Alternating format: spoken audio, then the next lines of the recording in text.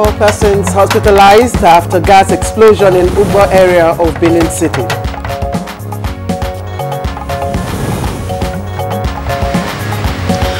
"84 persons, mostly women and children, rescued by troops of Operation Lafia Dole."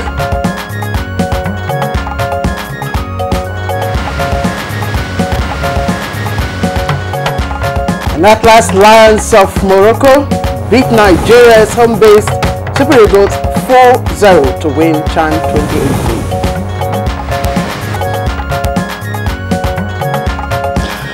And good morning, Nigeria. Today, our focus is on the world record rally of Nigerian stocks.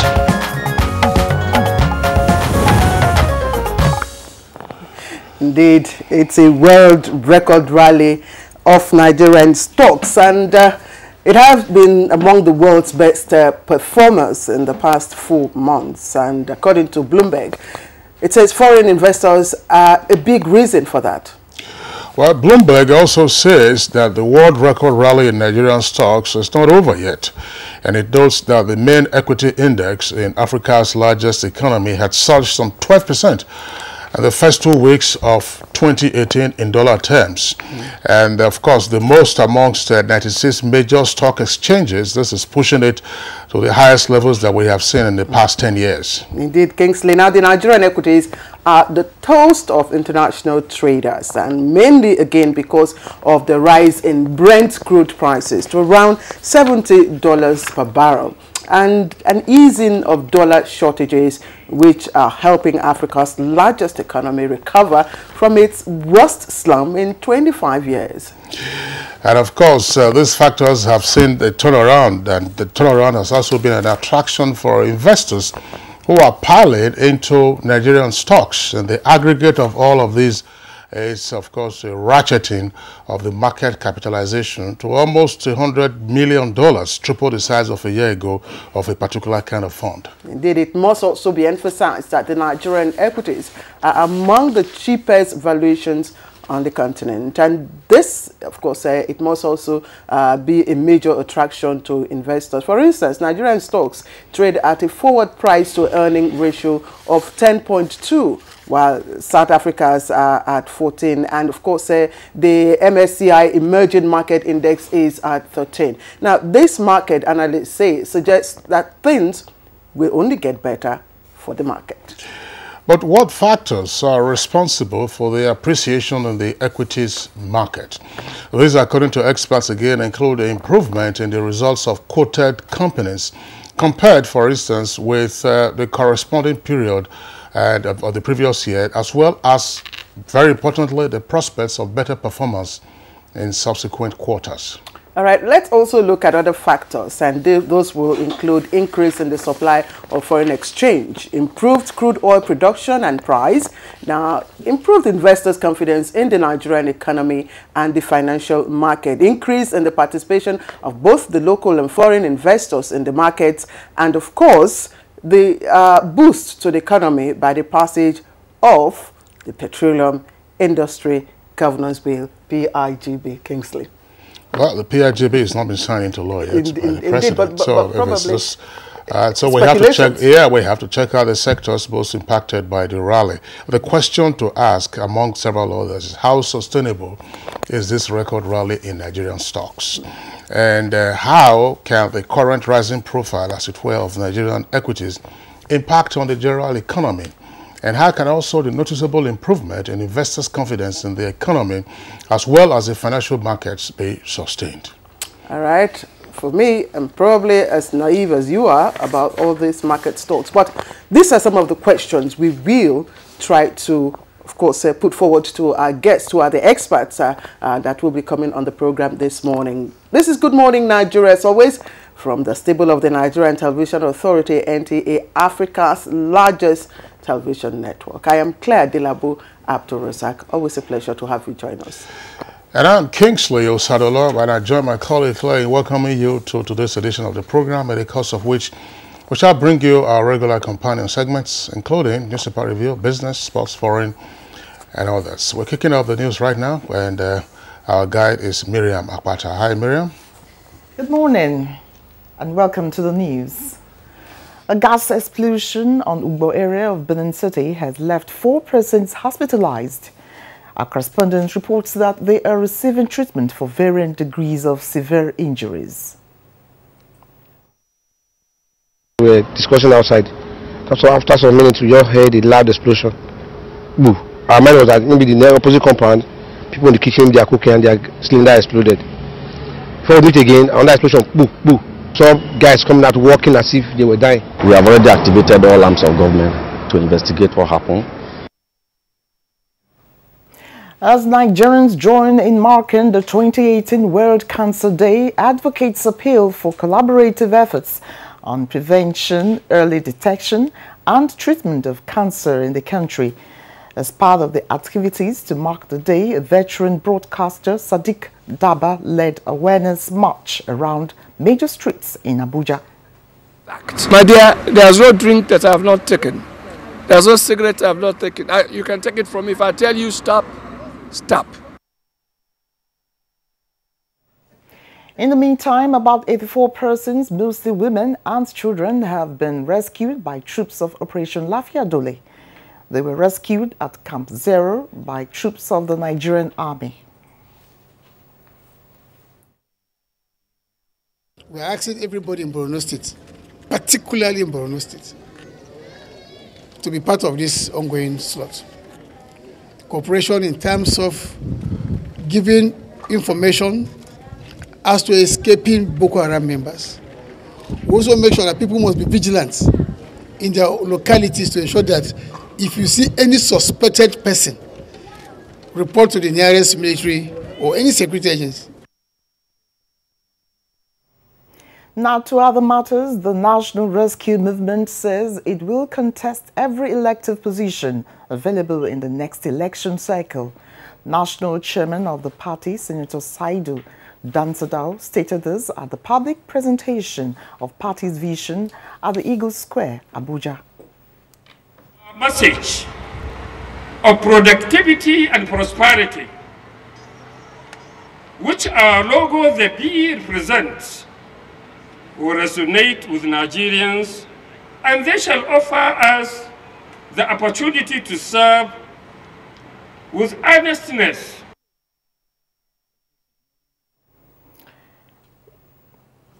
A sure way of guaranteeing a united Nigerian devoid of ethnic bickering and security of lives and property of all is through continuous dialogue and cultural interaction, especially among traditional rulers. This was the agreement during discussions on the way forward for peaceful coexistence of all in the country. The discussion took place at the palace of the King of Okorieleme community in Rivers State, Apollos Chu, when some traditional rulers paid him a visit. Some of his good ideas in life should be imparted to some of us so that it could spread to our various kingdoms. This relationship, we pray the Almighty will help us develop in this country. The essence of these things is all about we synergizing. We are really a minority. We don't really have voice. It was a great moment for Nigerians and Chinese Animation Festival in Abuja, Nigeria's capital. The event afforded guests and the children the opportunity to have an exchange program of culture and intelligence. But we have producers that can walk along with those that are good in animation. You tell your story the Nigerian way, and they bring it out with the animation. We have great relations and the cultural and the educational and the bilateral exchange. I have full confidence in Nigeria. You are the kind of people, you are a great country. And now to sports. Home Eagles of Nigeria lost to Morocco in a one-sided final of the 2018 Championship of the African Nations, CHAN. The CHAN Eagles, with an unbeatable performance, were defeated 4-0 by the hosts in their first final encounter of the tournament.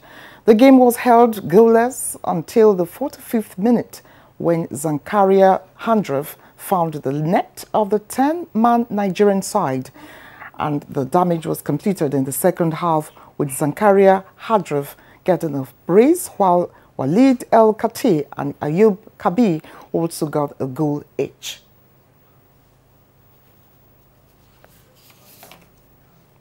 Well, that's the news for now. Good morning, Nigeria. We'll be back with Claire and Kingsley after this break.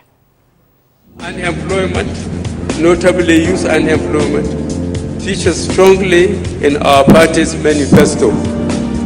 We intend to attack the problem frontally through revival of agriculture.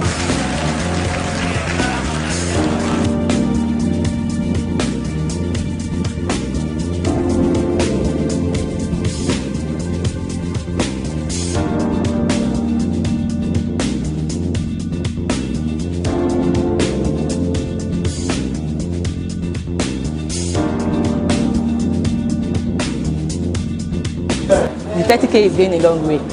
Actually, I bought an acre of land for 60K like 2012, and presently I have a cassava farm and a yam farm.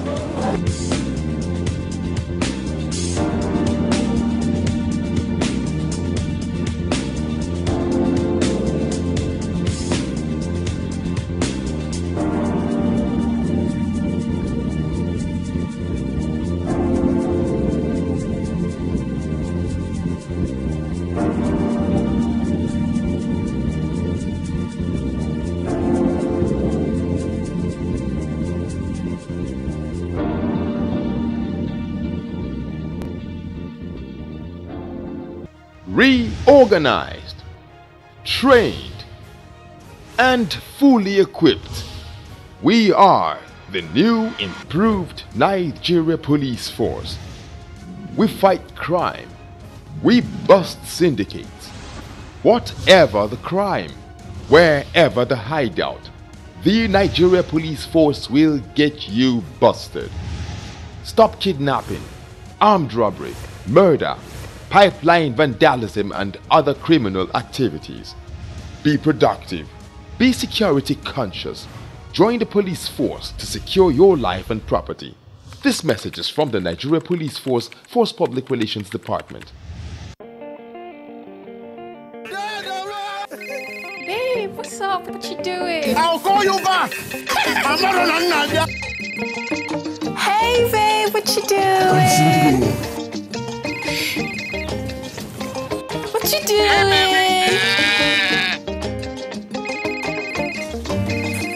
What you doing?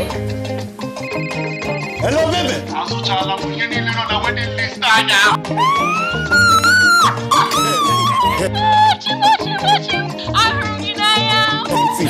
Even see your cocoa. Even Okuli is here. Get 10 times your recharge value to call and browse anyhow. Recharge with *220 star the pin hash to enjoy this offer. Available to new and existing subscribers. Baby, what you doing? Airtel, the smartphone network. Job targets and goals are meant to support a company's vision and mission. Come now! But are they supposed to hold the workers by the jugular vein? The targets are unrealistic. They are not achievable. Have set targets become a source of high blood pressure and job dissatisfaction in today's conspicuously economic world? Namaga won't give me. Give me target of yams I must sell every week. Your rib-cracking comedy examines employers who are slave drivers in this episode titled Office Targets. Keep a date with us and laugh like never before. Young lady, button up your blouse. You will not dress indecently in my house. I don't notice, safe. Oh yes, you noticed. Sorry, I forget I noticed. Oh no, you did not forget. Over and out. Brought to you by Glow. The largest data network. Glow. Unlimited. The time has come for Nigeria to take her rightful place in world sports with the first national grassroots sports festival to discover and prepare sport talent and develop future world champions for Nigeria. The festival date is 3rd to 10th March 2018. Venue is the National Stadium, Abuja, packages A and B. This is the opportunity for you to promote your brand through the festival. For broadcast sponsorship, which include live broadcasts, highlight shows, and TV fans show, contact the Chairman, Chief Coordinator, Angelo Peter I. Elosia, or Nick Oyinshi. Organizers, Grassroots International Sports Academy and LOP Worldwide Television. Endorsed by the Federal Ministry of Youth and Sports Development. Broadcast partner, NTA.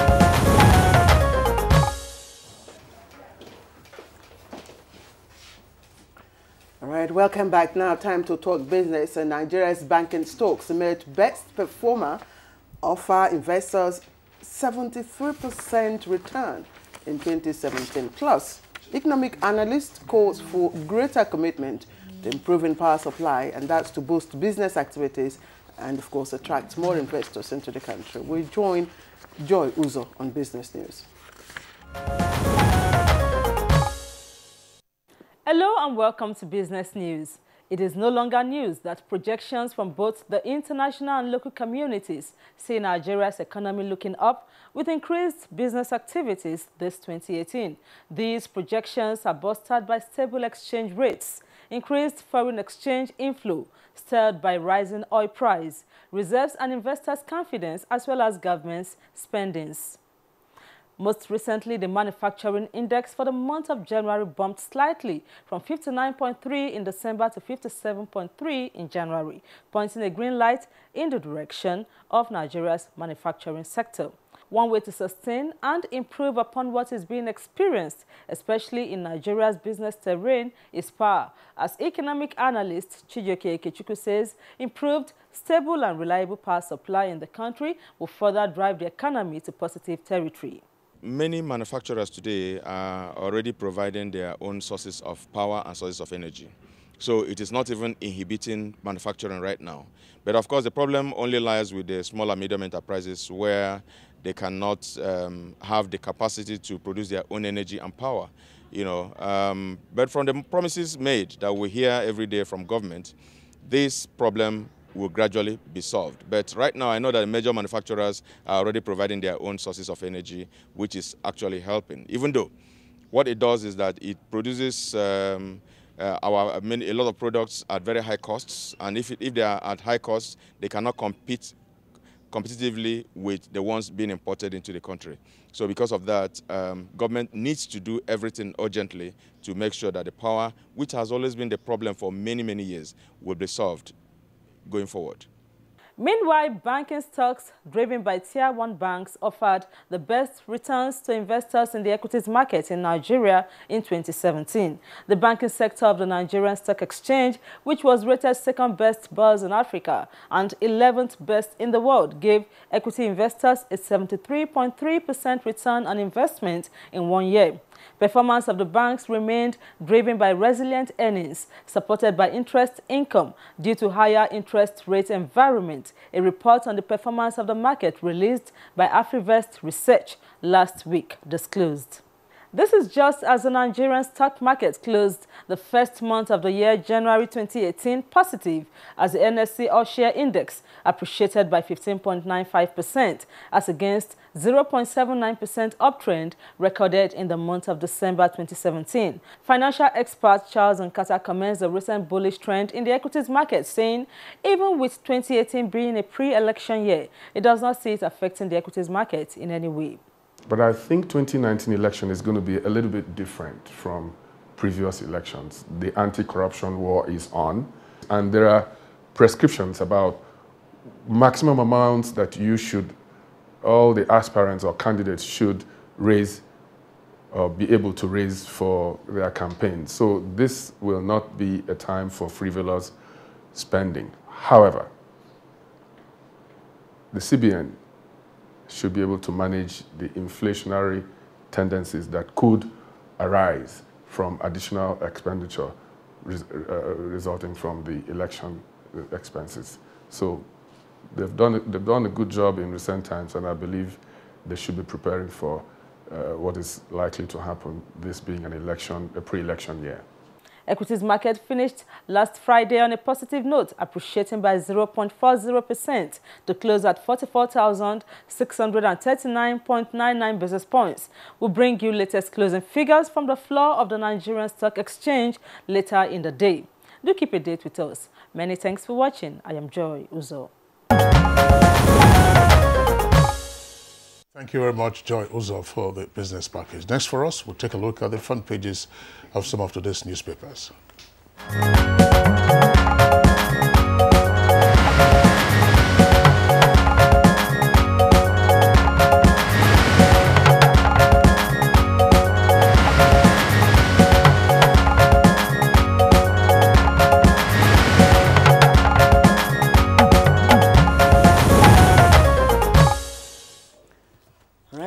Bayo is here in the studio. Bayo, good morning. Good to see you. Morning, Claire. Hope you had a lovely weekend. Yes, restful weekend. Very restful. Good morning, Casey. It would have been fine, I believe. Good morning, Bayo, it would have been fine. Yes. But for the 4-0. Well, we have a silver to compensate. Well, that's right. Stuff happens. Stuff happens. Well, let's take a look at the stories on the front pages of the papers today, and a story that has come onto all of them. It's on the former President Ibrahim Babangida. That story is headlined above the nameplate of the Punch newspaper. And it reads, "Confusion as IBB disowns statement on 2019 issued by spokesman." That's on page 3 in greater detail. Now, for the leadership newspaper, that story is the lead, and it comes with a double-decker headline, "Pitching political class against the people unhealthy." IBB warns with 2 riders, denies report opposing President Muhammadu Buhari's re-election, and Inspector General of Police orders arrest of Babangida's media aide for false statement. That story is in greater detail on page 6. Now, that story is also the lead for This Day newspaper.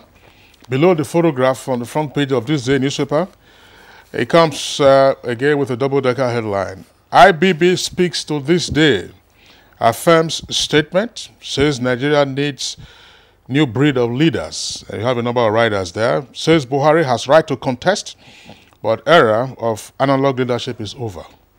Backs restructuring and decries rising insecurity and disappointed in APC change mantra.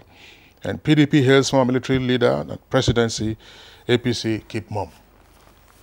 Okay, I have a similar story, same story, on the front page of the Nigerian Pilot. Comes with this caption, "Confusion over IBB's letter to Buhari." The writer to that story, initial statement stands, disregard alleged recital. That's coming from February. The details of that is on page 9. I think before we take other stories, Bayo, this is a story that is trending on all the papers this morning. Yes, it's not only trending, but it's causing confusion. The statement initially says the former military president, Ibrahim Badamasi Babangida, had advised the incumbent not to contest in 2019. And then there was a published statement which says, in the statement he signed in person, he says, as former president and a statesman, he has unfettered a channel of communication with the highest authority without sensational public correspondences. But the spokesperson for the general says he stands by the statement issued, that it was issued by the spokesperson. And it gets to the extent that the Inspector General of Police is now saying that you cannot say you spoke for the former president when the former president said he didn't say what he said, and so he is to be arrested. So maybe it's part of the political atmosphere that is charged now.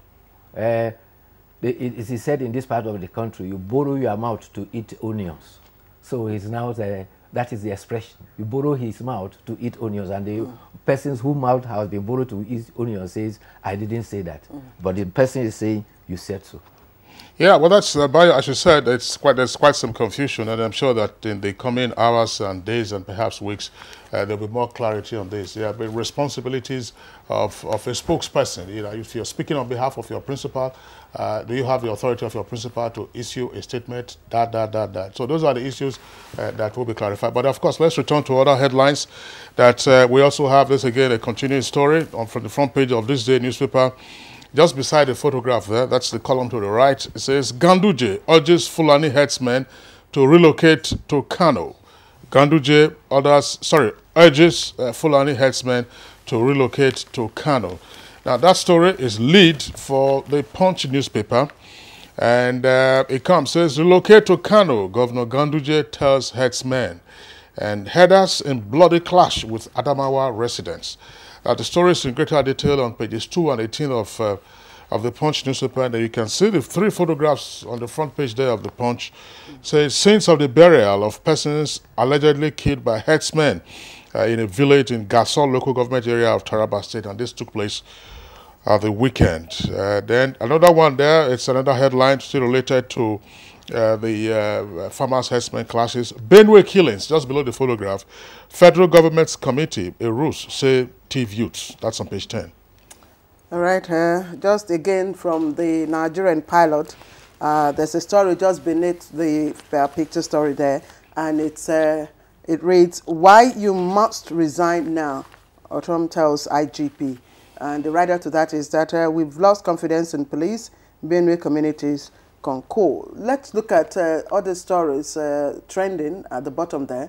$202 million NIA money missing. It's right there. And of course, there are other stories trending at the bottom there. Bayo. Yeah, let's start with the... I'm sorry, Bayo, just if I don't know whether you're taking the NIA story, because it's also there on the front page of Leadership newspaper. Leadership, just the second story below the name flag, it says, $44 million NIA fund not missing. That's according to the House of Reps, and the story is on page 7. Okay, but if you then come to the front page of the Punch newspaper, above the name flag of the Punch newspaper, it says $202 million missing at NIA, not $44 million, says Reps panel. Bayo, clear the air. Well, it's very simple. At least it is in the investigation by the Public Safety and National Intelligence Committee. They went into the NIA. There were allegations that another $44 million were missing. Then when they went in there, they said the $44 million that were said were missing was actually not missing. But what was approved by the former president was a sum of $289 million. You recall that $43 million was recovered at Ikoyi, which led to the forceful dismissal of the former Director General of the NIA. The present 44 million naira that was said to have been moved is still intact. Therefore, the balance to be accounted for is what they say is now missing. So if 289 was approved, 43 was missing at Ikoyi and been recovered, 44 has been recovered from the NIA. What has not been accounted for is $202. Okay. $202,000 million. $202 million. Yes. Right. The sum approved initially was said to be $289 million. There's another story, Bayo, just below the nameplate of the Nigerian pilot. And this is attributed to, of course, the Chief of Army Staff. It says, Boko Haram now completely defeated. And I think he was quoted during the inauguration of the Nigeria-Cameroon military joint mission in Maiduguri over the weekend. That statement was made by the commander of the war theater, Major General Rogers Nicholas. He says categorically that Boko Haram has been defeated, and that is coming from the commander of Operation Lafia Doli. This is predicated on the fact that many of their people have surrendered. They have arrested many of them. They also succeeded in rescuing people that have been captured by Boko Haram. But one other thing that is still a continuous threat is the targeting of soft targets by suicide bombers. Is there anything new from this statement and what the former commander said about winning the war? Well, initially the statement was technically defeated. But this time now he's saying totally defeated. All right. But let's talk to the issue of the farmers' clash. Now, there have been perspectives that are towards reconciliation now. Deputy Senate President Ike Ekweremadu has advocated for understanding between herdsmen and farmers to ensure that the lives and property will be protected. He was making this assertion at Imuno where he was looking at a bridge that he went and constructed. He says there should be a way of engaging herdsmen to ensure that they don't graze on people's farmland. On the other hand, and for the villagers to also ensure that herdsmen are not harassed unduly. On another front, politicians have been said be enjoined to stop politicizing the farmers' herders clash. This is coming from the chairman of Mieti Allah Cattle Breeders Association, Aladi Mohammed Oroji. He says that politicians are deliberately poking in their nose and causing crisis where there is none. He said government should take a firm decision on addressing the problem. People should stop taking laws into their hands. No one has the right to kill any person, just as nobody has the right to say stop rearing animals or stop farming, because we are all Nigerians. So, meanwhile, in Zamfara State, the police command has given 2 weeks ultimatum for all persons to surrender illegal firearms to the police. And they listed all the persons of their concern. They include what they describe as crop farmers, militia, herdsmen, vigilante group. There is even a group they call Yans Sakari, and others they call repentant bandits. They have between February 3rd and February 17th to surrender their arms. After that, they will be treated as criminals. Bayo, there's another story, and that story is common to the front pages of the Punch and This Day newspaper. It's above the nameplate of the two papers, but it says, from the Punch, it says taxation, that's the kicker. Banks set to release customers' information to the federal government. That story is in greater detail on page 33 for the Punch. Now, but it's a story that starts on the front page for This Day newspaper and then jumps to page 10. It says federal government to tighten noose around tax defaulters by obtaining bank details. In part, the story reads that the government is working on modalities to implement the common reporting standards, which would enable it to obtain every taxpayer's information directly from the commercial banks. Of course, this is said to be a consequence of Nigeria being a signatory to the Multilateral Competent Authority Agreement on CRS, part of the ways of ensuring that the tax net is cast sufficiently wide enough to pull in those who should pay. And there was some incident, of course, that occurred in a refugee camp, in Europe. It says 2 Nigerians, that's this day, yeah. 2 Nigerians among victims of Italian far-right gunman. That story is on page 57. Yes, the guy was driving in a car and he was selecting Africans and he shot 6 of them. Unfortunately, 2 of them were Nigerians. Luckily, they didn't die. They are in hospital. One suffered a fracture, the other also a gunshot wound, and they are recuperating. There is this other interesting incident that happened in Ibadan. Ibadan Electricity Distribution Company officials were disconnecting customers who had not paid, and they went to the home of an Ifa priest. And the Ifa priest had said he's not owing. The man went up the pole and was about to disconnect. The man said, okay, let him go up. Let's see how he will come down. You know, apparently he has said, the boy got stuck there. They had to beg the Ifa priest. They said, okay, oh boy, you can now come down, before he was able to come down. What I recited there, if I didn't stop it quickly, your picture will have got stuck on the air and you will have brought 5 cows. So Bayo Atoyebe, the Ifa priest, who is also a newspaper reviewer, we haven't taken the editorial. Another story. We don't have it here, but it's been on the papers. Some thieves gathered somewhere in Jigawa to renounce stealing, that thenceforth they will no longer be. Usually they involve in cattle rustling, petty stealing, and so on and so forth. They renounced and then indicated that henceforth, they are repentant. That's a good one. That's what we call, reorientation. Turning a new leaf. Yes, turning a new leaf. Change has begun with them. Yes. Exactly. Let's quickly I hope they will not demand for compensation. Amnesty. Yes. Let's quickly take a look at the editorial, yes, from the Daily Sun, and it's on timelines for federal budgets. Quickly, just a summation of what this is all about. Let me quickly read a paragraph or two. the medium-term expenditure framework and fiscal strategy, as well as the Economic Recovery and Growth Plan, ERGP, unveiled early last year, have timelines to deliver on specific projects. Sadly, these timelines merely exist on paper. Bayo. Then finally, that's the conclusion of this editorial. Year in, year out, our national budgets have been stuck in the National Assembly, sometimes for up to 6 months into the new year. Both the executive and legislative arms of government need a new sense of urgency on the matter of our national budgets. And a good way to ensure this is to quickly pass the bill. This is the second month in the new year. And we're hoping that by March, the bill would have been passed.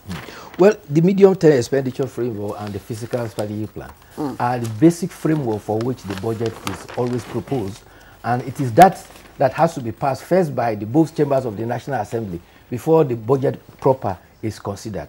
However, we have a budget still subsisting, because by the budget of 2017 that was signed on 12th of June, that budget still subsists.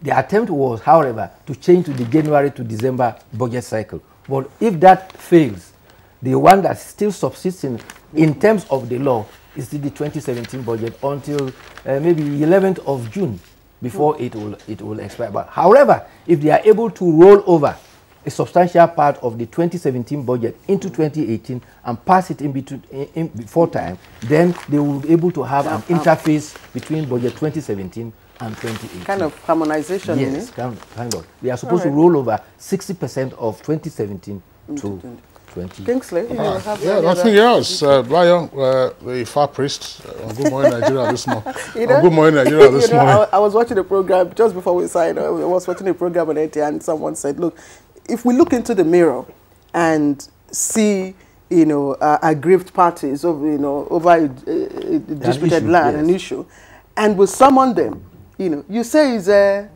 don't want to call the name, but in the West, you call it science. So why don't we begin to investigate or study our own ways of... Yeah, perhaps maybe you need some apprenticeship with Bayo Atoyebi on how to advance that. Bayo Atoyebi, thank you very much. You have jazzed up our morning. So don't worry. I got it from the Tribune. See you later tomorrow. All right, Bayo Atoyebi there, and Newspaper Review. We'll take a short break now. When we return, we'll be going to economic matters. Nigerian stock exchange, of course, is booming with the rally in Nigerian equities. Hate speech is not a joke. It incites genocide and crimes against humanity. Most of Africa's civil wars are caused by hate speech from one tribe against another. We don't want it here.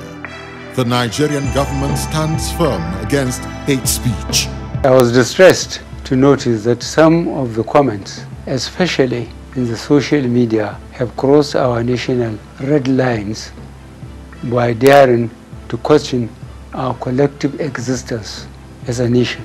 This is a step too far. One nation bound in freedom, peace and unity. Nigeria, one nation, one people. This is a public service announcement brought to you by NTA. NTA TV College Jos, an affiliate of the prestigious Ahmadu Bello University, Zaria, is organizing a one-month short course on online news reporting. The course is scheduled for 5th February to 16th March 2018 at the NTA TV College premises, Rayfield, Jos. The cost for workshop is 100,000 naira per participant, accommodation inclusive. This course will be targeting professional journalists and those wishing to pursue courses in this field. The course will be teaching participants the act of using mobile phone cameras and digital cameras to generate reports and how these news stories, photos and videos can be produced or even published straight from the field, making the news production process faster and more efficient. Take advantage of this opportunity. NTA TV College, training you to be the best you want to be. For inquiries, contact the academic office on 0806 908 9807, 0816 956 1843.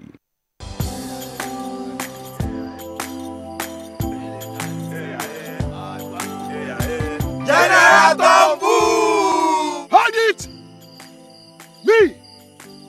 comot my hand from oil bunkering. General, what you gonna yarn? What did the yarn serve? I don't understand though. Because they spoil our water and our environment. And they cause our people serious harm. Militants said, you know good. Me, I not do again Sam. Because why? Change begins with me. General Tombu!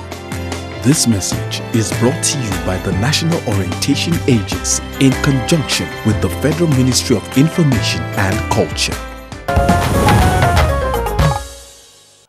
All right, you're welcome back. But if you just joined us, it's Good Morning Nigeria. We are reaching you live on Africa's largest television network. We are here in the Abuja headquarters studios.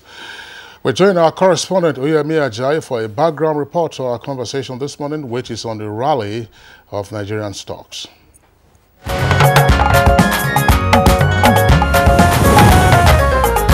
The past 4 months have given the Nigerian stocks a positive recognition of being rated among the world's best performers. The New York-based financial software data and media company confirmed that for the first time since 2013, the country recorded 337 billion naira equities due to net foreign inflows. In its analysis, Bloomberg says December was the best month for the country due to more investment inflows. The main equity index in Nigeria skyrocketed by 12% in the first 2 weeks this year in dollar terms, pushing it to the highest level since 2008. The rise in the prices of oil, which is Nigeria's main source of income, has been said to be responsible for this positive mark, while some have also said that the investment in agriculture, likewise the recovery in gross domestic product (GDP) and a strong economic fundamentals due to significant build-up in external reserves have their inputs as well. And these are helping the economy recover from its worst slump in 25 years. This has resulted in the appreciation in the stocks by additional 2.29 trillion naira in January 2018. Also, the market capitalization of listed stocks rose from 13.61 trillion naira in December 2017 and closed on January 31st, 2018 at 15.89 trillion naira, meaning an increase of 16.80% as compared to the closing figure in December 2017. Now, as 2018 still continues with this positive note, how can this be built upon and sustained? Can the multiple exchange system remain a key drag as viewed by experts? What real future lies ahead of the country's stock exchange market? Guests on Good Morning Nigeria will be providing answers shortly.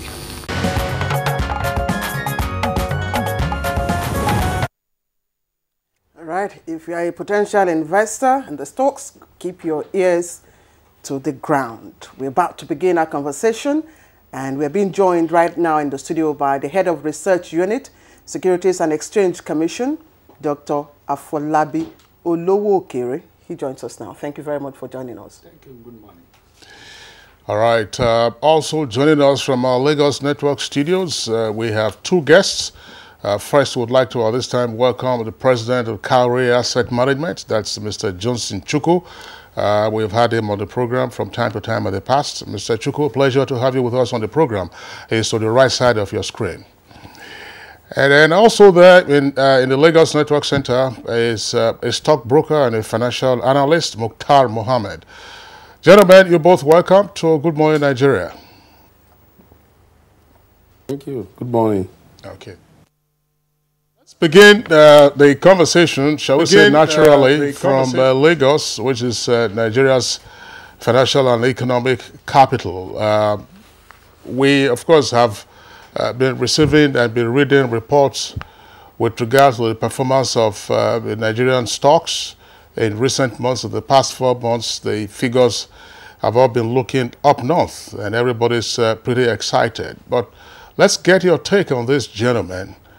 What are we seeing here with regard to the rally of Nigerian stocks? First Chukwu and then next Mukhtar. Well, I think what we've seen so far is this year we've seen the market capitalization about 16 trillion. and we've seen a market, an index that has grown by 16.7%, basically driven by three major factors. One factor is the renewed interest of foreign portfolio investors in Nigerian equities. That was largely driven by the introduction of the investors and exporters window by the central bank in the FX market, which created liquidity for foreign portfolio investors to come in and also exit whenever they wanted to. Second factor is that Nigerian Pension Commission introduced a minimum holding in equities for pension fund administrators. And given that pension fund administrators have now about 7 trillion, they needed to put in close to 2 trillion into the equities market. And that has partly contributed to the demand from local fund managers in the equities market. The third factor is that you saw that over the past 3 years, we've seen an equity market that has suffered. So we saw a situation where a lot of stocks were trading far below their intrinsic worth. In fact, many of them were trading below their net asset value. And that created buy opportunities for discerning investors. I think those are the three major factors that have driven the equity rallies we saw last year that gained 42.3%, and this year we so far gained 16.7%. Say more than what he has said. I think that's actually what is driving the market at the moment. But Mukhtar, we need to look at factors that can keep this. Need to look at where the monetary policy, what the monetary policy have done, and what the fiscal policy has to do to make sure that we sustain this rally that we've seen in the market thus far. Like you rightly pointed out, we could look at the foreign investors, and then we could look at the, we could also look at the cheap nature of some of this equity in the market. But again, not to forget that the foreign investors are here to take gain, and then they are out of the market. So the main challenge we have in the market is that most local investors, especially retail local investors, are not participating in the market like we expect them to do. And so this is a great concern, because no other country can help you grow your economy than your own people growing your economy. So what we're seeing in Nigeria is that most Nigerians, especially the retail investors in Nigeria, especially those in the middle class, are still scared of coming to the stock market since what happened in 2008. So my advice for them is to always know that there's opportunity in the market, and the market is meant to grow for a long time. And then they have to come into the market and see how they can gain opportunity in the market. Foreign investors alone cannot grow our market. Thank you, Mukhtar Mohammed. Let's get back here now to Abuja, of course, where we have Dr. Folabi Oluwokere, who is head of research unit of Securities and Exchange Commission. In terms of regulation, are there new mechanisms that you've introduced that have also contributed to the rallying of stock market? Thank you. Many factors have been alluded to that have caused the increase in stock prices. One that I would also like to add is the fact that the macroeconomic environment is currently stabilizing.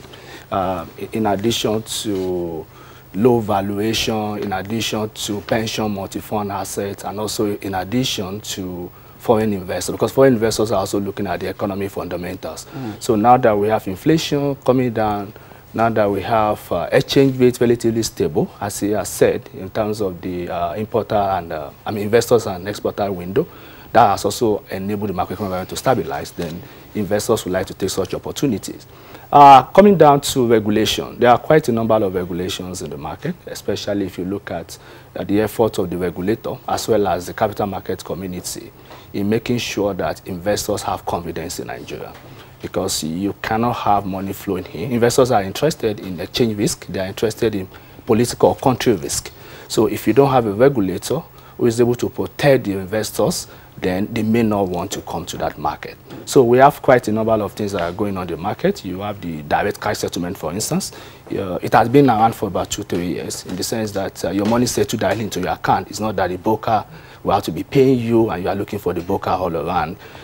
For the retail investors, you're also looking at the electronic dividend, which is the e-dividend, trying to say, take your value. I mean, your return on investment can be capital appreciation, can also be your dividend. So if your dividend can settle directly into your account, then it makes life easy for you, even when they are past dividend, and that has actually substantially reduced the unclaimed dividend we have in the market. And this regulator is also trying to see how transaction costs can be lowered in the market. One major factor that may affect trading is transaction cost. If transaction is very high, then people may not want to. Of course, if I'm going to gain 5% and I will pay 7%, why would I go into such investment? So most of the effort by the regulator also to lower transaction cost in the market, and also ensures that efficiency is still in the market. All right, Dr. Lowokere, thank you very much. Let's return to our guest in Lagos. First, Johnson Chukwu. We are discussing this now 10 years after the Nigerian stock market crashed. And of course, everybody remembers that catastrophic incident from which perhaps the market is only now just recovering. When you talked about the low valuation of the stocks, that of course was a carryover from that crash 10 years ago, where we now have penny stocks all over the place. Has the market sufficiently recovered from the nightmare that occurred 10 years and lingered for so long? Well, I think to some extent, a number of the stocks have recovered substantially. And you have to look at it in context. When the market crashed in 2008, there were some stocks that actually failed or decayed effectively, in the sense that the fundamentals of those companies completely collapsed. There are several banks that have been liquidated between then and now, so those stocks are no longer in the market. If you look at where we were in 2008, at the peak of the market, which was March 2008, before the market crashed, the market capitalization was 13.8 trillion. Today, we're talking of 16 trillion. But also, take cognizance the fact that a lot more stocks have been listed, some have been delisted, while new ones have been listed. But in terms of market index, we are talking about 44,000 points, which was around the same level. I think it was around 43,000 that we were in 2008. So if you look at the market index, the Osher index, and then market capitalization, one would say that we have substantially recovered. But individual stocks will have different impact on the market recoveries. There are stocks that have not attained their 2008 peak, and there are stocks that have overshot their 2008 peak. You have to look at the fundamentals of the company quite still strong. Some of them have completely lost their basic fundamentals. I mean, you can deal with the, I mentioned some banks have been liquidated between then and now that we are quoted. There were even some telecommunication companies like Starcom and others that are no longer quoted. So for those that have strong fundamentals, they have substantially recovered. For those with weak fundamentals, they may not be able to attain their 2008 price level. All right, Mukhtar, let's get Mukhtar Mohammed, let's get your own perspective on this. In terms of recovery, I'm also talking about the investor's attitude. Well, in terms of investor attitude, I don't think there's been any remarkable improvement in terms of investors' attitude, especially the local investors, the retail investors, even the high net investors. They've not really been that kind of improvement we see. If you work from 2018, now there have been times that individual stock has gone low and then gone high. And if you look at those periods up to now, you realize that foreign investors are actually being the one playing the market and high retail investors. But when you look at individual investors, especially those that were really playing the market initially in 2008, you see that the rate whereby they come into the market is very low. And again, that has to do with a lot of education that they've not received. The stock market is not where you think you can make money overnight. The stock market is a long-time process. If you like, he rightly pointed out, if you look at 13 trillion at when the 14 trillion as when the market crashed, and we are talking about 16 trillion now, could say about 2 trillion. But we have to, boy, like he said also that other stocks that were there before were no more there. Then we have to come in consideration that there's a particular stock that actually is the index driver in the market. This we say about Dangote cement. If Dangote sniffs, then the index goes down. So we need to look at that also and say that when you look at that in related to it, you could say the market has recovered in terms of the Osher index and due to the addition of Dangote cement. Then in terms of individual stock, you will say some of them, especially the banking stocks, have not gotten to their to their 2008 level. Exception of one, I think, has gotten and surpassed that, which is GTB. But others are still below their 2008 level. So when you look at that and you look at the microeconomic stability, what happened in 2008 and what is happening now, you realize that in 2008 there was a global meltdown. Now, in 2018, we are not seeing a global meltdown. We are beginning to see a global economy that is tempted to move higher.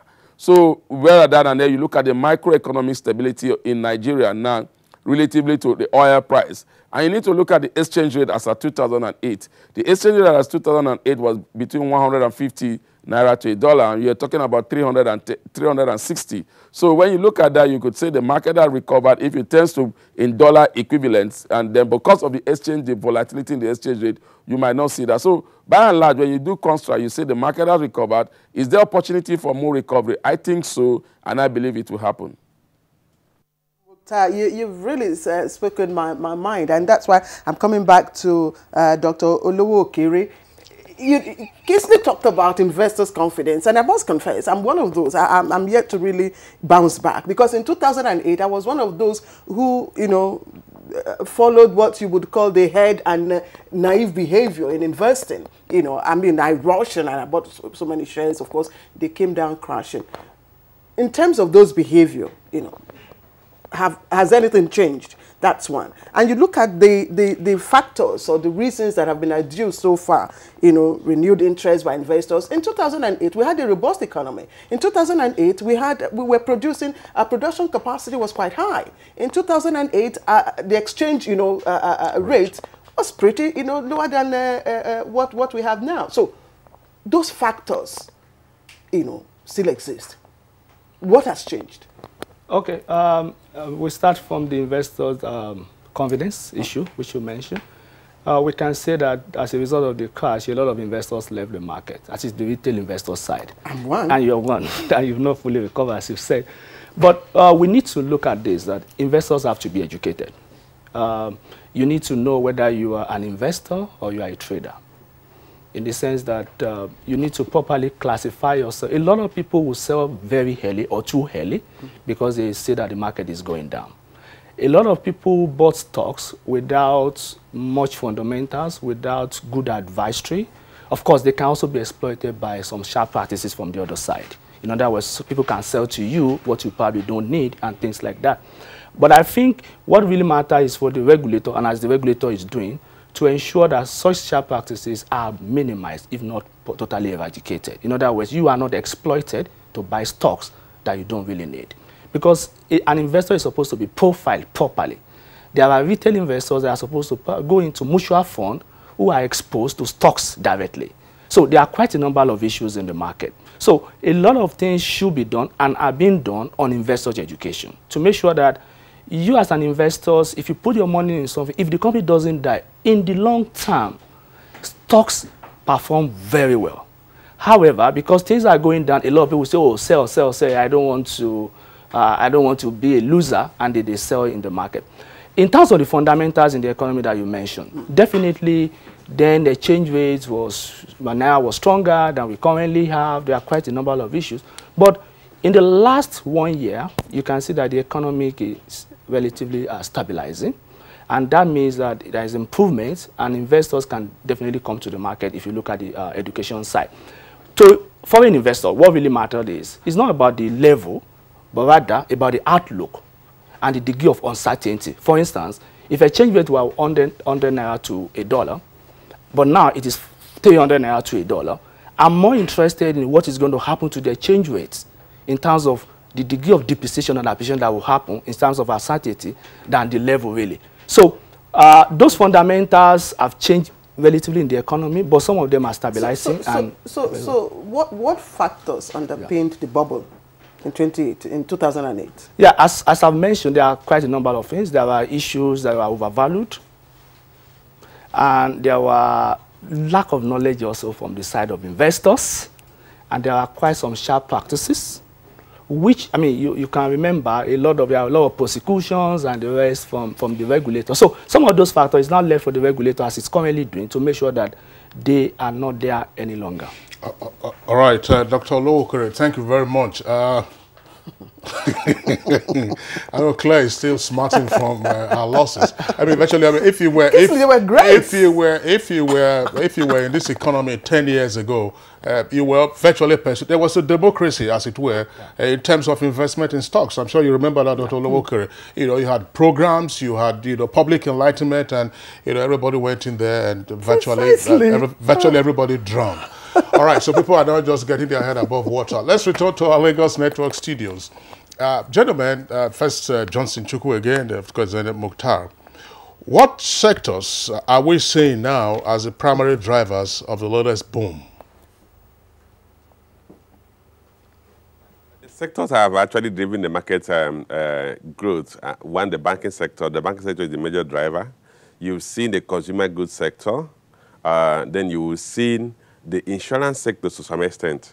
So these are the three major sectors that have actually grown this year by more than 10%. Some of them had actually done like 17, 18% capitalization. So these are the major driving sectors that we've seen so far in the year.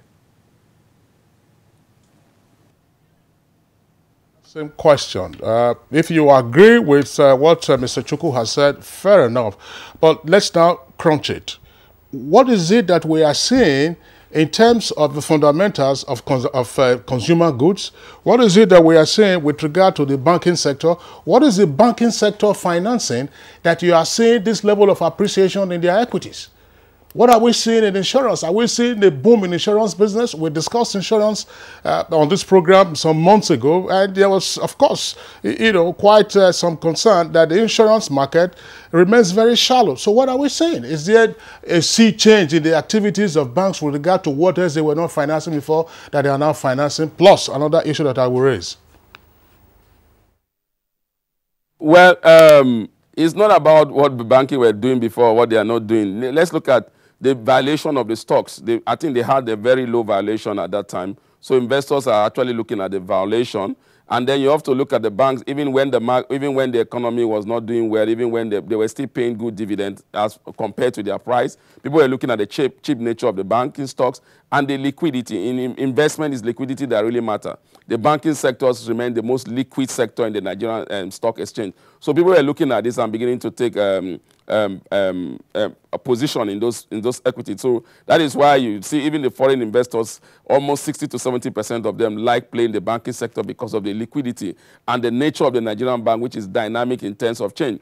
And again, you have to look at that the banking sector also had their challenges, which has to do with non-performing loan, which was drawn down, and most provision had been made for these loans. And again, they are beginning to be a little bit of recovery, especially in the oil price, knowing fully well that most of these loans were actually given to oil companies. So they are going to be a little bit restructuring of this loan and recovery of this loan. So it's going to help their balance sheet. So investors are looking at that. Then when you look at the insurance sector, basically what is driving the insurance sector is just the penny nature of the stock, because investors think they could go there easily and make a good kill there, because when you're buying at 50 kobo and even selling at 55 kobo or 56 kobo or 60 kobo, it's a good deal. So in terms of the insurance sector, it has to do also valuation, the valuation of the stock. And in that valuation, we look at the penny nature of the stock. And that is where we see our pension fund administrator play. And that is why the insurance sector remains one of the most volatile sector. It could go up by 10% today and go down again tomorrow because of the cheap nature of that sector. So those are basically what is driving the insurance sector. But the banking sector is really driven by fundamentals, it's driven by recovery, and also it's driven by liquidity. Claire, I mean, I would like, before we come back to our Abuja guest here, I'm just, gentlemen, let's dig in slightly deeper with regard to the banking sector. You're talking about the liquidity in the banking system, you're talking about the profits that they are posting, but how would you reconcile this, for instance, with the areas of the economy that the banking sector still isn't fully financing? And we had seen, perhaps in the last 2 years, I mean, until recently when there was a break, the banks were investing heavily in treasury bills, and treasury bills were having returns of a minimum of 18%. And you still have, the on lending to customers sometimes climbing up to 25, 30%. Is this the kind of fundamentals that we are talking about? Is this shallow or another bubble in the offing? You see, basically, when people are investing in the stocks of a company, they are not investing principally because the company is, particularly for bank, that they are lending to the desired sector. They are investing because, one, the banks are giving good returns. In terms of profitability, the banking industry, in terms of return on investment, actually are still the best, still occupy the numerator position in terms of return on investment. I mean, the good banks. I mean, the banks are not performing equally. There are so those who are doing very extremely well and those who are not doing too well. Two, Mukhtar mentioned the issue of liquidity. Investors are looking at, can I go into these stocks and I sell at any time I want to sell? So the banks provide that strongest level of liquidity. Then for foreign portfolio investors, they also recognize that the banks, because they are subject to higher reporting standards, you can reasonably rely on their audited accounts, on their published financial statements. So they could actually make a judgment call and say, look, this bank is actually performing according to what it's reporting. And then you also look at the sectors that will quickly ratchet up their performance as the economy is recovering. As the economy is recovering, the banks are likely going to be the first to enjoy the benefit of the economic recovery because they're the ones that people will come to take loans from, and the ones the bank people will come to place their monies with. So the bank's position in the economic spectrum is so critical to the extent that whatever happens to the economy, the banks are there to either benefit from it or to suffer from it. If the economy is going down, the banks suffer huge non-performing loans. If the economy is recovering, the banks will have stronger balance sheets and stronger earnings. And that's the reason why the banks are the first port of call for foreign portfolio investors. For local investors, particularly the fund manager, the PFAs, there are certain investment criteria that any stock must meet before they can invest in it. You must have paid dividend for the past 3 years. You must have reported profit for the past 3 years. So for bank, the reality is that the banks that are qualified for investment by pension fund administrators are the ones that have met all these criteria. You don't have any other sector, you have so multiple number of institutions or equities that will qualify for that. And that's why the banks, as a sector, are also one of the first sectors that pension fund administrators are invested in. Let's come back here to Dr. Afolabi Oluwokiri. And I'm concerned about the sustainability of this renewed bullish run. And we have underpinned it to the recovery of our economy via the many monetary policies by the CBN and the fiscal measures. Do you think these are they sustainable, or are there specific fundamentals that we need to take cognizance of? Okay, we can approach the question of sustainability from two areas. We can look at sustainability in terms of the growth and sustainability in terms of the level that we are in. For instance, as has been said, last year the market did about 42.6%, and this year so far it has done close to 17%. And one major factor for this level was that last year was very good. A lot of investors will move into the market because if last year did well, that means everybody expects that this year will probably do well. So, and most of the things that we've seen this year, we have a lot of January effect in the sense that there are portfolio rebalancing. There are people that will say, oh, last year was well, let's come to Nigeria this year. And we are also expecting results of companies. So most of those factors will drive stocks. We can say last year was largely a recovery year. If you consider we were coming from a very low value and low valuation, as has been said by several of the speakers. If you have recovered, then what happened now is the growth. So when you speak about sustainability, we can say, are we going back to where we are coming from, or are we going to be growing at this rate, or we've gone to a state that we can then stabilize? In my own opinion, I would say that last year more was recovery. This year you can then have a growth that will not very much detach from the economic fundamentals. For instance, we are probably looking at a growth of 2% this year, or 1.9% as projected by IMF. One should be expecting that the growth of the market... These are speculations. No, I'm saying for the economy, okay. Growth of the economy, growth of the economy. You expect that the capital market may grow far more than that, but it should be in the range of 4 to 5 times of that. So whatever you have currently, we can't go back to where we're coming from, provided those economic fundamentals as it stand. If we have oil above 60, if you have the exchange rates relatively stable, that means foreign investors can still come, and that can boost some of the confidence of even the local investors. And there's relatively peace and stability in the Niger Delta. Yes, if you have those factors. So one can then say that recovery, yes, but can we grow at 45%, 43% as we did last year? That is when you may have the concern. So I would say that we are fine. Henceforth, the growth can be relatively stable, rather than a very high growth that you... I would like you to speak to the points already addressed by both Johnson Chukwu and Mukhtar Mohammed with regard to sectoral activities that are currently driving the current run, that driving the run that we are seeing on the stock market. The sectors, because let's face it, yes, you may say investors are not looking at other things. We say, how therefore sustainable could this be? Okay, two major sectors were mentioned, the banking sector, of course, in addition to the insurance, banking and industrial. For the industrial good, we understand that Dangote really drives a lot of things in the market, being responsible for a very high market capitalization. In other words, whatever happens to that particular sector or particular company can drive the market a lot. So if Dangote make a lot of profits, or people are expecting profit to be declared by Dangote, definitely it drives the market.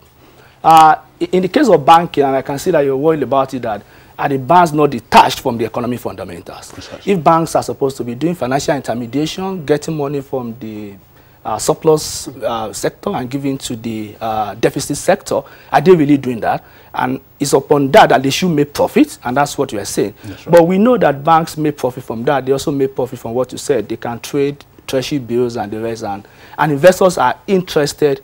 Of course, the fundamentals can be the fundamentals of the economy, macro. It can also be the fundamentals of the company. So they may be looking at what is the profit level of the company. And that can drag the company stocks to a recovery level first, before you can start talking about how do we then attach it to the economy fundamental. Definitely, people will be worried about to what extent are the bank doing their financial intermediation. That's the more sustainable thing in the long run. And that's why I said, if you have a recovery, after that, you should also be now talking about how do you then attach that to the economic prosperity, so that intermediation then drives. And that's why I said, over time, it's going to be relatively more moderate because you've recovered, and then you must be able to attach to the economic fundamentals. Well, correct. Thank you very much. Let's return to Lagos. Mukhtar Mohammed, first to you before Johnson comes on. We've been, of course, we've recognized the fact that the Nigerian external reserves have grown in recent times. I think the last figures we were bragging about was about 40 billion US dollars. And you had also raised some concern about the fact that the current activity that we are seeing on the stock exchange has been driven largely by portfolio investors. These are persons who can take off at the drop of a hat. Shouldn't we, in a sense, take a step back and say, why is it that each time our foreign reserves appear to rise, then you have virtual raiders who are coming into the economy by way of portfolio investment? Well, unfortunately, there's nothing we can do about that, because we are a country that deals on one commodity that the foreign investors see, or the foreigners see, and that is oil. Once the price of oil is up, then everybody say hooray to Nigeria. Once the price of oil is down, everybody begins to shout, try to scream about how Nigerian economy is not doing well. We are still not diversifying. We did diversify. So the challenge we have with this nation is when we are down, we tend to have a lot of ideas of how we can come out, how we can diversify. If you remember when in the beginning of this administration 3 years ago, we're talking about down price of oil at about $30, and at that time the economy was thinking of diversification to agriculture and other sector. But since the price of oil started recovering, we have not been seeing those noise about diversification any longer. So the GDP we are really talking about, what really moved the GDP is just the oil price now, because the real GDP is the real GDP that will actually grow the economy and in turn be a bagwagon when we see employment generation and that. And we mustn't forget that actually The portfolio investors are actually in your country to make money. Those that really are here to stay in the long side are the foreign direct investors, and they are not yet coming yet. They are not yet around like we expect them to be. Rather, they have reduced drastically. Though the portfolio investors in turn will become the foreign direct investors over time when they see that your fiscal policies are beginning to do what they have to do. Because now, what is driving Nigeria economy, what is driving the market as it stands now, is the monetary policy. Once the monetary policies is the one driving the economy, the physical policies are not yet there. They are there, but they are not yet visible for all of us to see. So when the economic recovery growth plan begin to kick up the way we want it to kick up, then you begin to see that whatever recovery that we are enjoying will be sustained. But now, what we're saying, I was talking with my colleague here, that what we needed to do at the time, the low time of the market, was that to begin to give enlightenment. Like your colleague said, she ran out of the market. She's not been going to the market. She's not been looking at the market. But the challenge we have is because they are not educated about the market. We expect the Nigerian Stock Exchange especially to begin to educate investors on the need to come to the market when equities are low, not when equities are high. So the point we need to realize that in the equity market, the slogan is buy low, sell high, not buy high, then go out low. So the education level, that is what will sustain the market, is still low. We need to drive that to Nigerians. We need to drive that to even a civil service, especially. What sustained the boom that we have in the stock market in Singapore was when the government had to introduce that civil servants must surely invest a particular of the amount into the equity market. That sustained the boom that actually translated into the foreign direct investment that we saw in Singapore. So Nigeria needs to do a lot in terms of education. We need to begin to really diversify the economy, not on the pages of newspapers. We've been talking about portfolio investors, and indeed Bloomberg attributed the bullish rally for Nigerian stock to foreign investors. Considering the fact that we are yet to arrive at a convergence of exchange rate, the interest rate at the moment is still of much concern to investors. Do you see these portfolio investors, having a change of attitude in terms of investing and doing trade with us in the market? Do you also see the electioneering period as a factor? Let me start from the first question that your colleague threw. The foreign portfolio investors are not really radars, as he mentioned. Why is it that? I'll come back to your question. Now, why is it that whenever our foreign reserve goes up and we have radars coming in, you have to recognize that the 40 billion we have in foreign reserve was partly contributed by the foreign portfolio investors. It's very simple. The growth we've seen in our reserve, we are contributed by three major factors. Natural accretion from increase in price of crude and increase in our production. Second factor is that inflows from foreign portfolio investors. And the third factor, the proceeds of the loans, we raised about $3 billion in November last year and about $1.8 billion in February last year, about $4.8 billion of Eurobond proceeds. So if you disaggregate the reserve, you realize that, look, the foreign portfolio investor, whenever they want to go, will actually be taking what they brought in, not raiding our existing reserve, because they have injected liquidity into the economy and they will take it out whenever they want to exit.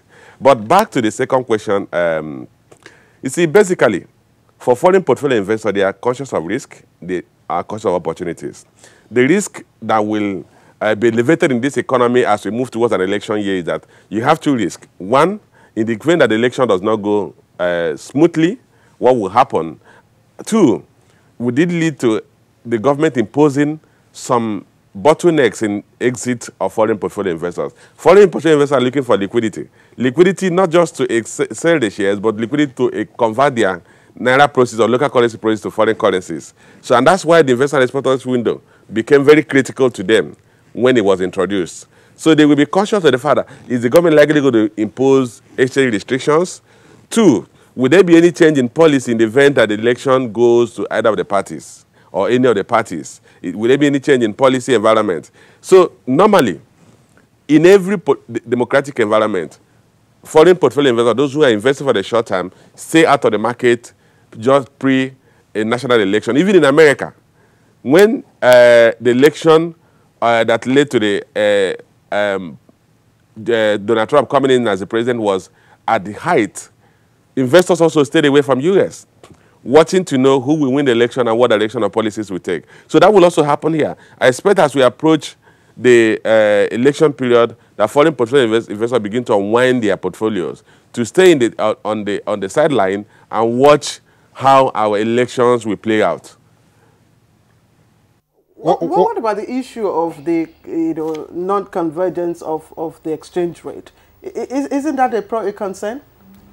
Yeah, if you have a multiple exchange rate system, it's always a concern because it probably shows the degree of misalignment in your exchange rate, and it also shows you that something can happen because one rate can move to another rate. But if there is a kind of stability in one market where people play, like the I&E window, where you know that the rate at which you come in may also not be very much different from the rate at which you go out, then you may bother less about this other one. So it's a concern.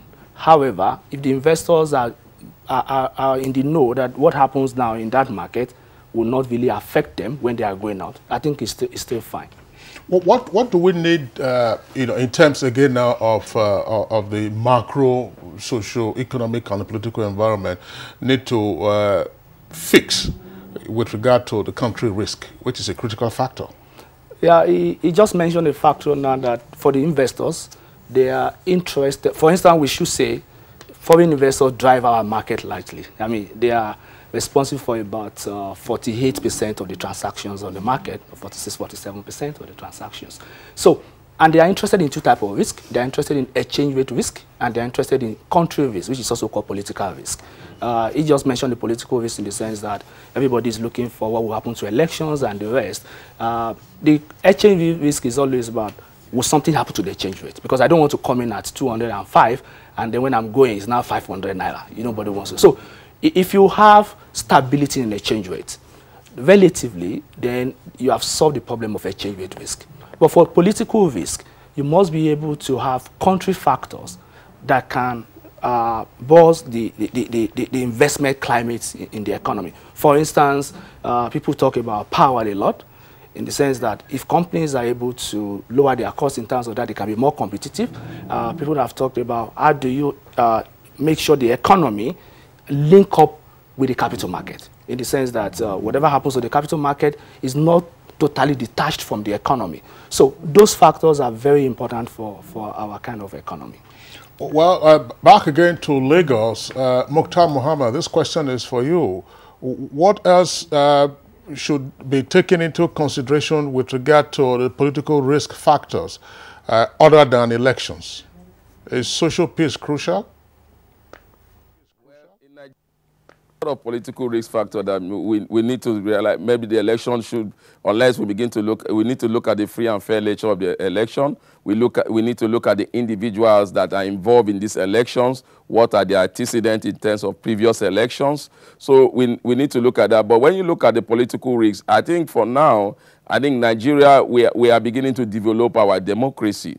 We expect the foreign investors to sit on the fence so well during those electionary year, but we expect Nigerian investors that really know how the elections play out in this nation. We have gone beyond the election of whereby we think that this government or this person will not accept the result as it is. We have the rule of law playing, especially in the election matters. We've seen the judiciary come in, step in, and does the right thing.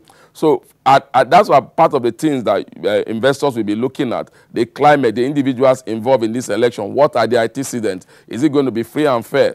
But when you look at all those factors, factoring where we are coming from, where we came from, where we are coming from, where we came from, where we are today, you realize that the risk level of those factors have reduced. If initially it was like 70%, you realize with the last election where an incumbent was also relieved of power, was voted out of power, realize that the risk has dropped down drastically. So that will boost confidence, especially for the local investors, which I believe are the ones that grow your market. They are is the retail investor that grow your market, not the foreign investors. Sustainability of a rally is not driven by foreign investors. It's driven by the local investors, and not just the local institutional investors. The local retail investors are the ones that drive the market.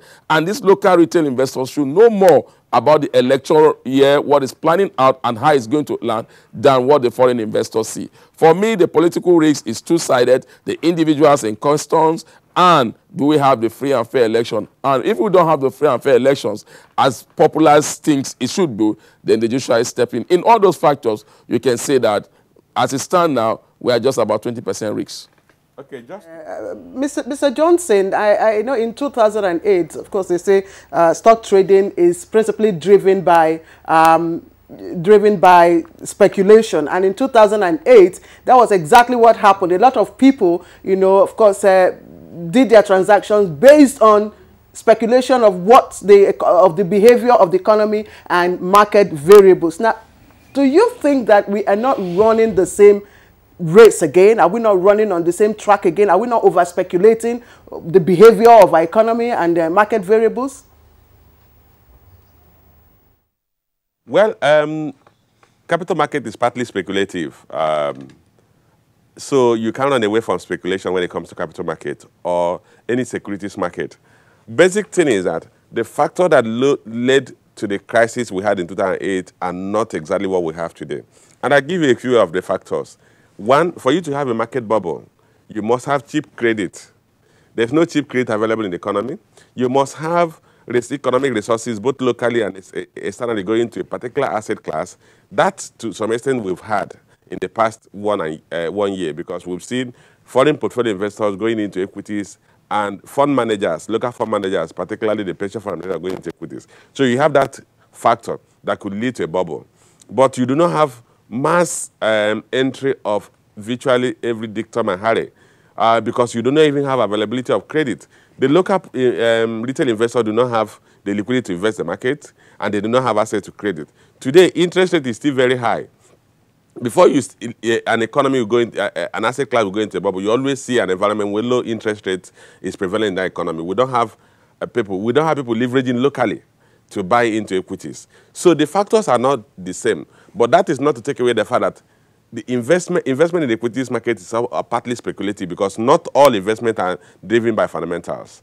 If you look at today, the market rallies that we've seen so far, you will also observe that, just like they say that when the tide is high, it lifts every boat. There are some stocks that can tell you that they do not have strong fundamentals to sustain their current prices. But they've also risen, some of them 100%, because investors are just buying any stock they consider a penny stock. So for such investment, by the time they publish their full year result in March, some of those prices are going to correct. So if investors have gone into the market blindly, they may actually suffer some losses because they've invested in stocks that have no fundamentals. So because that's purely speculative. But some of them will be lucky to exit before those stocks will correct. So you can't take away speculation. But the basic factor is that you are not likely going to see a bubble that will unravel in the immediate, because the major factors that drive bubbles are not available. Another factor I must mention is that the pension fund administrators are coming for the long haul. They are not investing, they are not coming in to go out like foreign portfolio investors.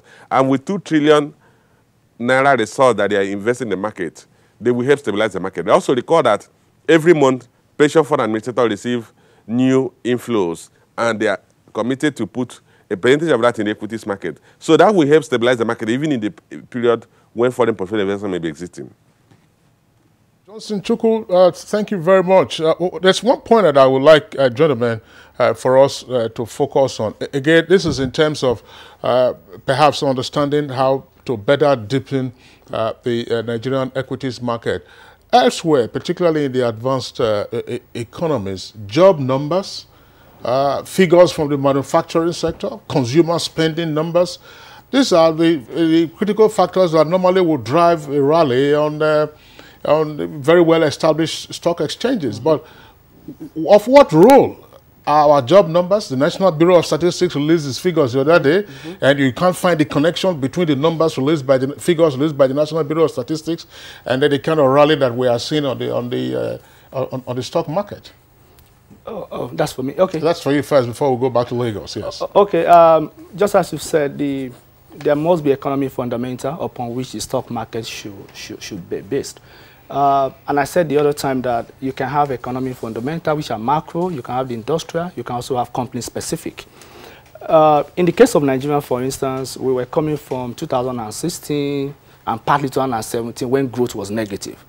And if you then have the economic growth that is picking up, and that's one of the indicators of recovery, and that can affect the stock market. Stock market can actually be a leading economic indicator, expecting that the economy will boom in the next quarter or the next few quarters and then start picking up from there. So it's a question of lagging and leading. Sometimes it happens because things have happened. Sometimes it also happens because things are expected to happen. So for us in Nigeria, I understand the job numbers. The job numbers have always been very, very bad for a very long time. And the stock market, one way or the other, I think has priced in those kind of information. So for us, we need a deeper capital market. There's no doubt about that. We need more instruments in the market, because if you have quite a number of liquidity going to the same stocks or going to the few asset classes that you have, you may also as well have more asset classes where people can then invest, so that you don't have such the kind of movement that you have. So for us, the stock market really responds more to the macro factors. And that is driven by oil, exchange rate channel, foreign portfolio channel. And by the time the money comes in, you have a lot of investors who are also coming into the market. And one thing that has been mentioned is the issue of retail investors, that for retail investors, what you really need to do will be a lot of education for retail investors. It is true that retail investors can lift a market, but they may not be exposed to a lot of risk that you have in the stock market. Many of them may have to walk through institutional domestic investors who probably understand their risk profile. Instead of you being exposed to a return of 16%, but a risk of very big standard deviation.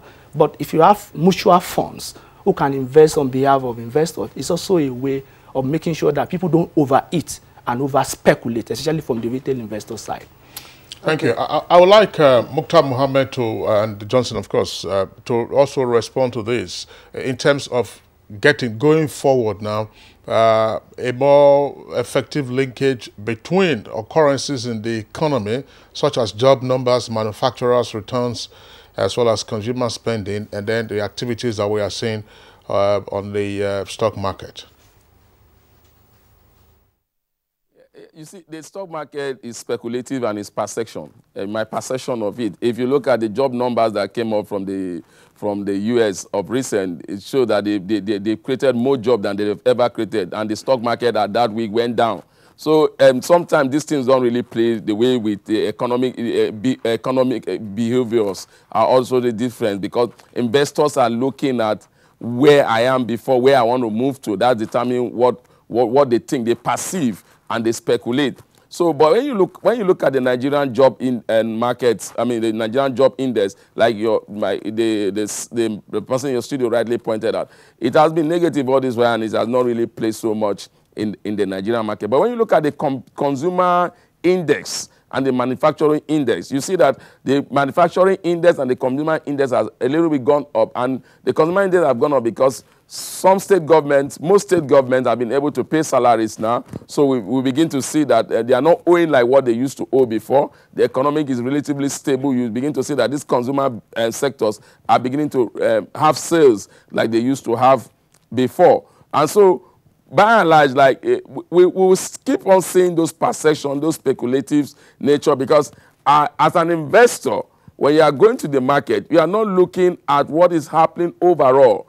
You are looking at the fundamentals of the company, and also you are looking at the futuristic nature of that economy and the futuristic nature of that company. So, and that has to do with the price to earning ratio of that company. Sometimes it's so low that you just think in the next couple of months, that particular equity, that particular stocks will do very well. The challenge we have in Nigeria is we need to educate. Like education is the key that can really sustain anything we want to do in this nation. So as far as the stock market is concerned, education is the key, And I will not say that Nigerian investors do not have that institutional or other means of trying to know how the market plays. But what we have in there is the appetite for profit without looking at the fundamentals. That's why you see that anytime we have any Ponzi scheme, the Nigerians don't need somebody to advise them on whether they should invest. Even when the Security and Exchange Commission is saying this is a Ponzi scheme, once they begin to look at the return, they tend to go in there and damn the consequences. So it has to do with your perception and your risk and speculative level, which for me drives the market. With you, I'd like you to respond, because right now our economy is probably to a large extent driven by the positive outlook of the global oil price, and with some buffers, of course, from our monetary and fiscal policies. But is it the case, as Mr. Chukwu said, that right now factors that could lead to a bust, are totally, absent? I'm not saying they are totally absent. They are still there, but they are not, like he said, he is not saying they are totally absent. He said, but when you look at where we are coming in 2008, and again, let's not forget the price as for 2008 before it gets to the bubble. Some of those equity are not even selling at the price they were selling now, before they even got to that bubble. Because remember, in 2008, we had a lot of things. We shouldn't forget that we are coming out from the recapitalization of the banking sector at that time. We have a lot of banks that recapitalized. Then there was a lot of private placement, which were initially telling the investors that they have to come in, they will come and be listed in the market at that time. Then we had a lot of confidence that at that particular time, so the insurance sector was forced to recapitalize. So there was a lot of liquidity in the sector. And the regulatory agents, sorry to say, were not at their game at that time. You need to look at, even if you look at the Security and Exchange Commission and the Nigerian Stock Exchange at that time, they were not at the same level. It was more or less like the Nigerian Stock Exchange was actually giving directive to the Security and Exchange Commission because of who was the head. I remember that train was stopped when the next the new DG of SEC came in, Aruma Ete. She took her position and began to say, no, it is SEC that should control the NSE, not the NSE controlling SEC. So you could see that at the regulatory and also the CBN also were not monitoring a lot of banks very well. It took the new governor of Central Bank at that time, Lamido Sanusi Lamido, to stand the trend that some of these banks were giving fictitious figures. So when you look at that now, is the regulatory strong? Yes, the regulators are strong. Is the figures that are coming from the bank real? Yes, the figures are real. Is the risk level? At 2008, what was the price of oil? The price of oil at 2008 was not even $100. The price of oil at 2008 was still between $60 to $70. So when you look at that point of fact, the only challenge we have as a nation is if the oil price dropped to like $60 to $55, will there be panic in the system?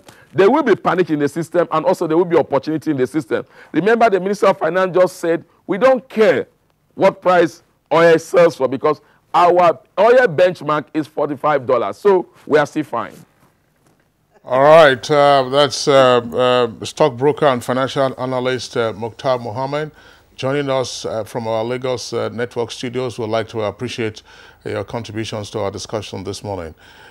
And we'll also like to appreciate Mr. Johnson Chukwu. He's head of Cowrie Asset Management. These are fund managers. Mr. Chukwu and Mohammed, gentlemen, thanks a lot for participating in our discussion this morning. Our pleasure.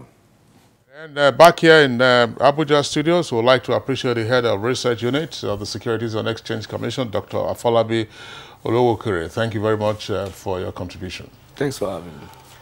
All right, let's say good morning, Nigeria. We'll take a short break. When we return, we'll talk sports, and that's the performance of the home-based Super Eagles at the just concluded CHAN.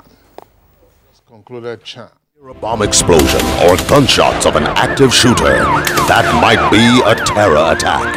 At such times, always remember 3 action words: run, hide, report. Don't try to run towards the terror scene to save the situation, because there might be a second bomb blast or another attack. Run far away and take cover. Make sure you are safe first. Yes, it is in our nature to sympathize over the hurt, but remember, only trained personnel can help in such situations. When in a secured environment, promptly call relevant authorities and help will come. For anonymous reporting, call 09630-3250-5 or 0813-2222-106. If you see something, say something. Nigeria, unite against terrorism. This message is brought to you by the Federal Ministry of Information and Culture. All right, let's now talk sports. And home Eagles of Nigeria lost to Morocco in a one-sided final of the 2018 Championship of the African Nations CHAN. Now, the CHAN Eagles, with an abysmal performance, were defeated 4-0 by the hosts in their